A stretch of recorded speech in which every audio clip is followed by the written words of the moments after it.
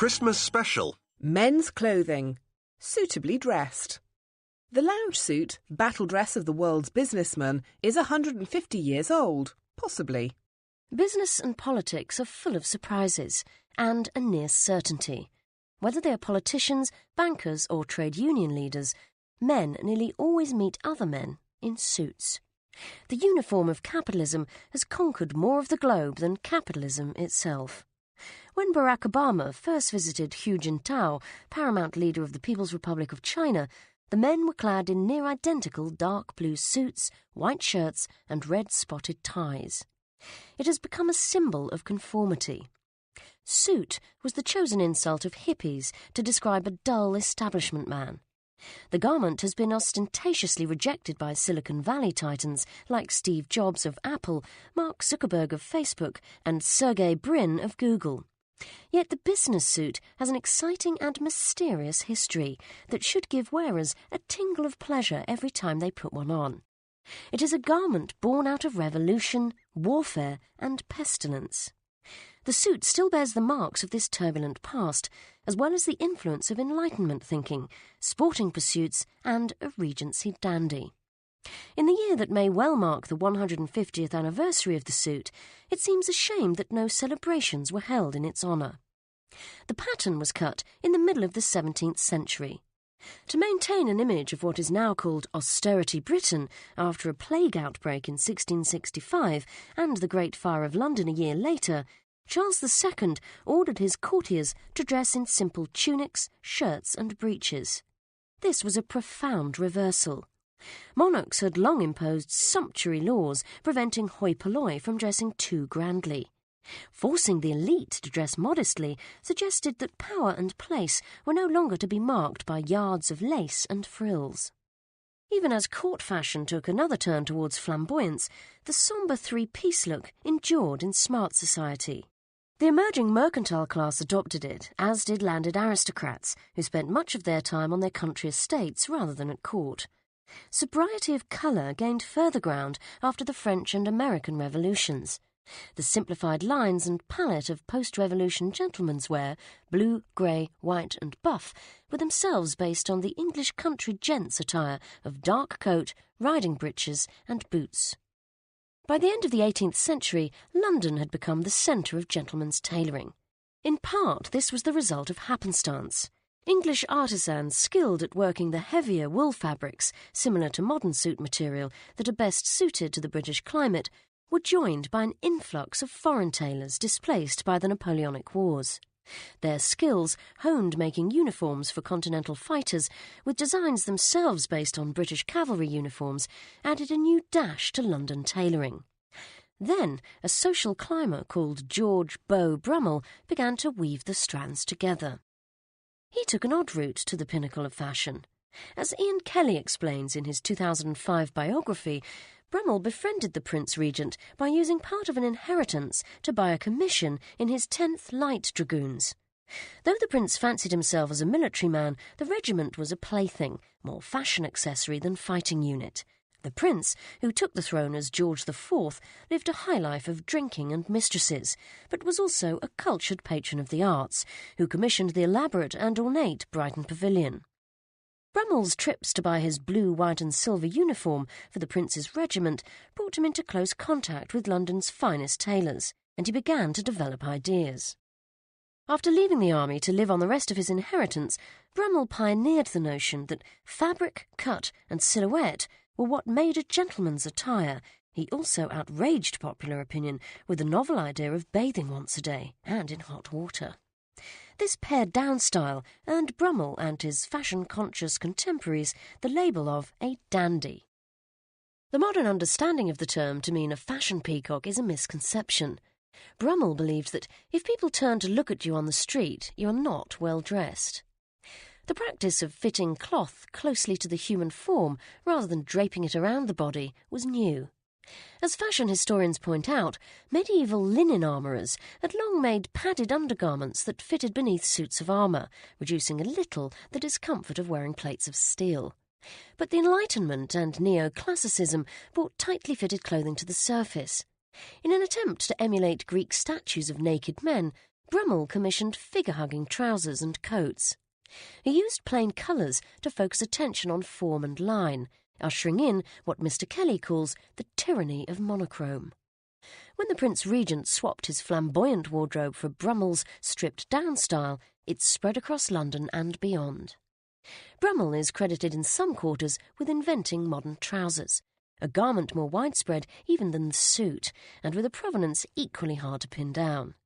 He is said to have adapted the long cavalry pantaloons favoured by the 10th Light Dragoons as a replacement for the knee-length breeches and stockings that were then commonplace. But other military antecedents are plausible too. Patrick Grant, who owns Norton & Sons, a tailor established in 1806, says trousers were developed from Russian Cossack cavalry overalls, leggings that came over the boot, sometime in the early 19th century. Brummell's look would not pass muster in a modern boardroom. No chief executive would unveil a new corporate strategy wearing a broad-collared tailcoat, skin-hugging trousers that left little to the imagination, and billowing muslin stock in the gap that a tie would later fill. Moreover, the Regency rake would purchase different garments from different specialist tailors. The practice of wearing a jacket and trousers of matching material made by the same firm was still some years away. Around the middle of the 19th century, gentlemen's clothes began to relax. The frock coat, full of wadding, cut close to pull the figure into shape, gradually gave way to a looser but still precise jacket. And through a series of small incremental changes, various pieces of men's attire that had evolved to meet specific needs converged to form a single uniform. The tailors who still work in and around London's Savile Row are experts at disentangling the military, medical and sporting threads that form the modern suit. The military antecedents are perhaps the most obvious. The modern suit's padded shoulder has the whiff of an epaulette, while accentuating the V-shaped torso of classical antiquity so sought by Brummell. The suit's W collar seems to have developed from turning down the stand-up collar of a frock coat, which in turn derived from army and naval wear. Paul Munday of Mayer and Mortimer, an outfit founded by one of Brummell's favourite tailors, accepts that military tailoring is technically quite different to the civilian sort. Military uniforms are designed to look good worn when standing upright to attention, and armholes are cut narrow to aid shooting and saluting. Yet for Mr. Munday, the tailoring DNA is the same. Savile Row was inhabited largely by surgeons before the tailors moved in during the 19th century, and their influence can be seen in the surgeon's cuff. On the most expensive suits, the cuff buttons, which mirror the pips of military rank, can be undone, allowing the sleeve to be rolled back. This lets surgeons attend patients spouting blood without removing their coats, an important distinction that set them apart from shirt-sleeved tradesmen of the lower orders. Surgeons' shirts with detachable cuffs are still made to order by London tailors. The single or double vents that make it comfortable to wear a coat on horseback are testament to the sporting antecedents of the suit. So are the slash pockets still seen on some suits, which can be easily accessed while riding. Keith Levitt of Henry Poole, a Savile Row tailor in business since 1806, is sceptical of the direct military antecedents of the suit. He reckons that its development had more to do with the needs of sporty Victorians and that two garments informed the design of the suit jacket. The morning coat, a pared-down frock coat, though still very fitted, set the trend for smaller coats. This, in combination with the three-seam coat, with no waist seam or quilting, and with small armholes made for cyclists, rowers and fishermen, are, he says, the immediate predecessors of the lounge coat. As the suit jacket and trousers gradually came together, so did the tie, replacing the silk stock that would previously have been worn around the neck. It arrived from Europe. The court of Louis XIV was impressed as much by the neckerchiefs of Croat mercenaries employed to fight the 30 Years' War as by their fighting spirit. The style was adopted in France. The word cravat is apparently a corruption of Croat. The four-in-hand, the forerunner of the tie, appeared in Britain in about 1860, like the suit, and was the social networking tool of its day. The pattern and colours denoted affiliations such as school, regiment or sporting club. If the precise moment of inception is vague, the point of victory of the lounge suit over its forerunners as the standard battle dress of the office worker is clearer. According to Christopher Bruard of the Victoria and Albert Museum, the tailed morning coat finally gave up to the lounge suit with the rise of American business culture at the end of the 19th century. By 1890, the American office worker wanted both the informality of the lounge suit with its sporting heritage and a snappy, modern and efficient look that its military antecedents gave it. From a tight knot of streets between Piccadilly and Regent Street, the suit has conquered the planet. Since the early 20th century, the battle dress of the executive has changed little, at least on the outside.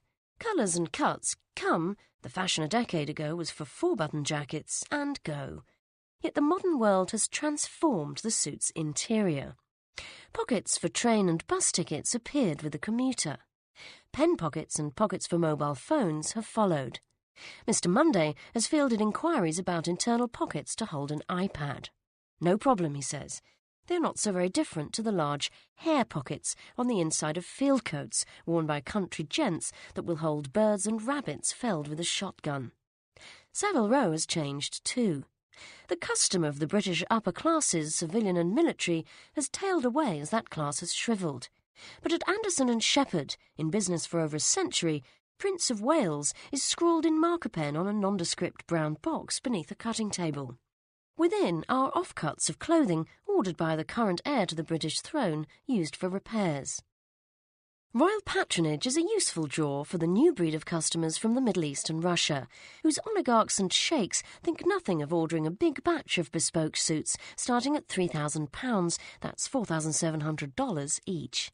Meanwhile, in Southeast Asia, factories fling out suits by the thousands that sell for just a few pounds each. Useful and malleable, after 150 years, the suit is still holding its ground in the battle for wardrobe space. With union leaders, men nearly always meet other men in suits. The uniform of capitalism has conquered more of the globe than capitalism itself. When Barack Obama first visited Hu Jintao, paramount leader of the People's Republic of China, the men were clad in near-identical dark blue suits, white shirts and red-spotted ties. It has become a symbol of conformity. Suit was the chosen insult of hippies to describe a dull establishment man. The garment has been ostentatiously rejected by Silicon Valley titans like Steve Jobs of Apple, Mark Zuckerberg of Facebook, and Sergey Brin of Google. Yet the business suit has an exciting and mysterious history that should give wearers a tingle of pleasure every time they put one on. It is a garment born out of revolution, warfare, and pestilence. The suit still bears the marks of this turbulent past, as well as the influence of Enlightenment thinking, sporting pursuits, and a Regency dandy. In the year that may well mark the 150th anniversary of the suit, it seems a shame that no celebrations were held in its honour. The pattern was cut in the middle of the 17th century. To maintain an image of what is now called austerity Britain after a plague outbreak. Christmas special. Men's clothing. Suitably dressed. The lounge suit, battle dress of the world's businessman, is 150 years old, possibly. Business and politics are full of surprises and a near certainty. Whether they are politicians, bankers or